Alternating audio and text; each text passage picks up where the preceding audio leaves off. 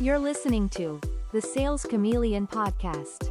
Smarter sales, stronger growth, simplified. Hey there, and welcome back to the Sales Chameleon Podcast, where selling smarter starts. I'm your host, Heather Coggins, and if you've ever walked away from a conversation feeling like you've either completely clicked with someone or perhaps the opposite where, just nothing you said landed, then you've most likely experienced the power of emotional and social intelligence in action. And so today what I'm going to be doing is really diving into how mastering these skills can help transform the way you sell, the way you connect, and ultimately the way you communicate, not just with customers, but really in all areas of life. Because let's be real, right? Reading the room isn't just a sales skill, it's really a life skill. So let's go ahead and jump right in. So let's start out by talking a little bit about why emotions matter in sales and communication. And this can be a tough one, right? If you can't manage your own emotions, how are you supposed to be able to expect to manage a conversation effectively? And other people are going to be, picking up on that too, especially if they've seen you in interaction with other people. They're going to kind of keep note of that. And so the best salespeople aren't just skilled talkers. They're more like skilled feelers, okay? And so the reason I say that is because when you're able to recognize emotions, both yours and your customers, what that does is it really helps you navigate those conversations with more control and more intention. And so if we look at, kind of two key points to this, one being self-awareness and the other being self-regulation, we have to make sure that we're identifying those emotional triggers. So whether that's, you being frustrated when a prospect objects versus staying cool and responding a little bit more strategically, right?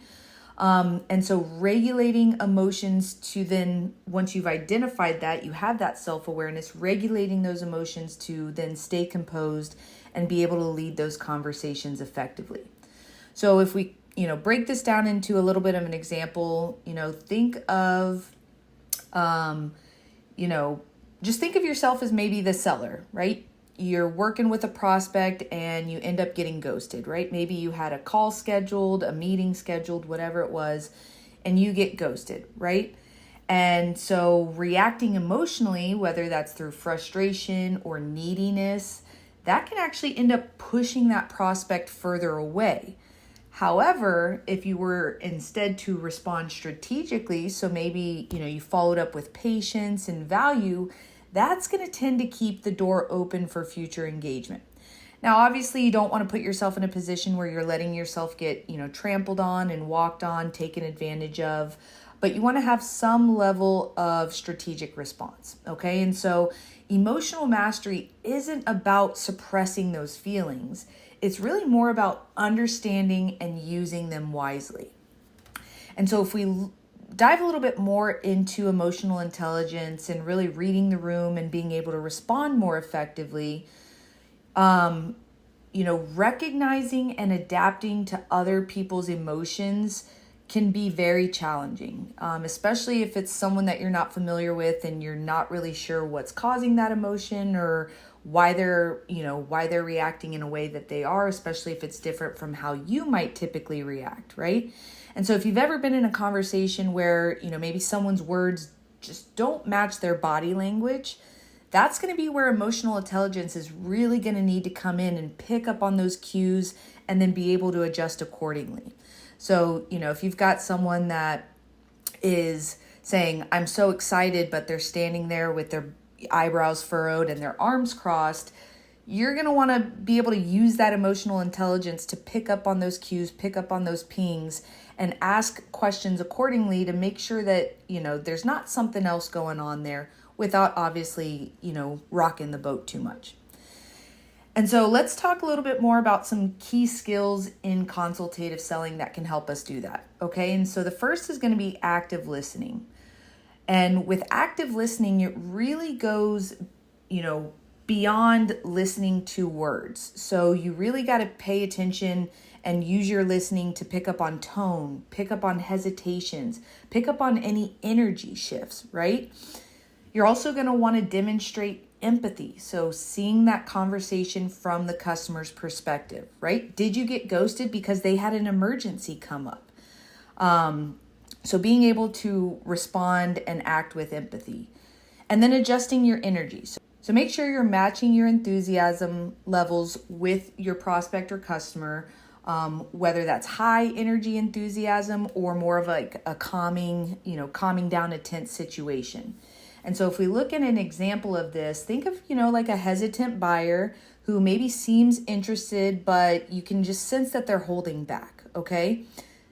This is where that emotional intelligence and some of those key skills in consultative selling are going to come in very handy.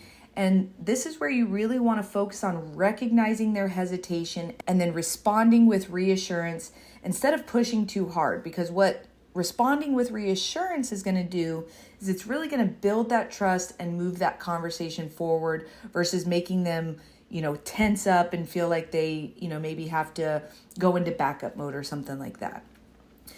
And so as just kind of a key takeaway with this piece, something to keep in mind, people don't buy just because of logic. They tend to buy because they feel understood and because they feel comfortable buying from the person that's offering something that they need, right? And so when you understand that, I think it's easier to be able to, shift into that emotional intelligence, kind of put your emotional intelligence hat on and kind of shift more into that persona to make sure that your customers are feeling comfortable and that you're meeting them where they are.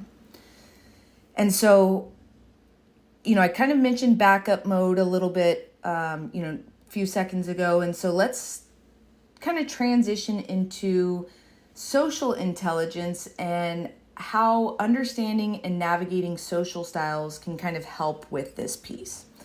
And so I've talked about in previous podcasts the 4 different social styles. So we've got your drivers, your expressives, your analyticals, and your amiables.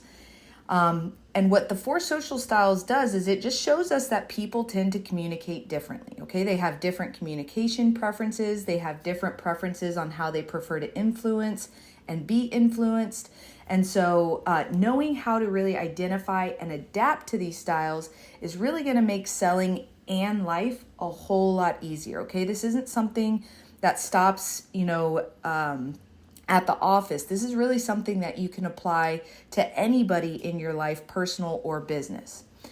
And so just to kind of highlight or recap, each of the different social styles and what they're looking for in terms of social interaction, communication, influence levels. Your drivers, they tend to be more decisive and results focused. So they're going to want you to get to the point and highlight efficiency. Okay. Your expressives, they tend to be very energetic. They're vision driven and they want you to be able to engage them with stories and these big picture ideas. Then you've got your analyticals. They're more detail oriented and very logical. And so they're going to want you to provide data, structure, and proof. And then our amiables are more of those relationship driven, collaborative, kind of approval type folks who really want you to focus on building rapport, focusing on the long-term benefits for them and their team. So anybody that's involved.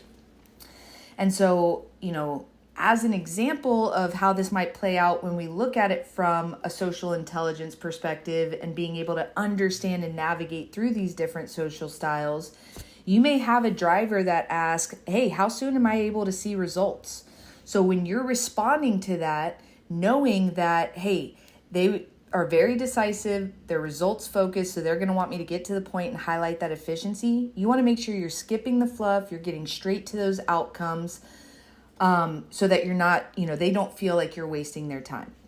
Meanwhile, you may have an amiable that's going to ask, hey, how is this going to impact my team? And so with them, you're going to want to make sure that your answer or your response focuses on those relationships and that long-term value for them and their team, okay? And so by recognizing and adapting to these different social styles, you're not just selling, you're really building that trust, you're making real connections, you're keeping the sales cycle moving forward, and you're doing it in a way that's comfortable for everybody, okay? And so as we kind of bring things to a close, I want to wrap up with some key takeaways and an actionable item for you to kind of start putting into practice what we've talked about today.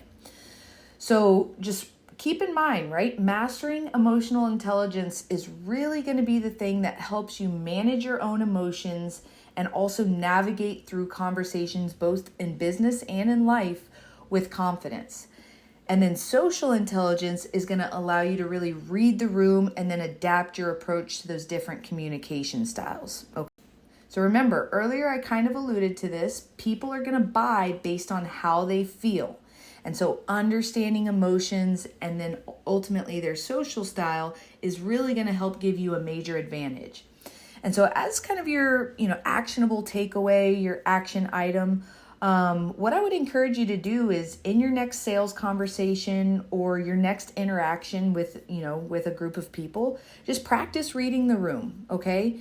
Notice the customer or the people that you're around. Notice their verbal and their nonverbal cues. Notice if they're engaged or maybe they're a little bit more resistant. And then adjust your approach in real time and observe how it impacts the conversation and shifts it into a more positive light. And the more you start practicing this, the more natural it's going to become, and ultimately the better your results are going to be. So that is going to do it for today's episode of The Sales Chameleon. Again, remember, mastering emotional and social intelligence isn't just about being adaptable. It's really about being intentional, empathetic, and customer focused. Also, make sure that you're hitting that subscribe button so that you never miss an episode. And until next time, keep selling smarter, stay versatile, and I will catch you on the next one.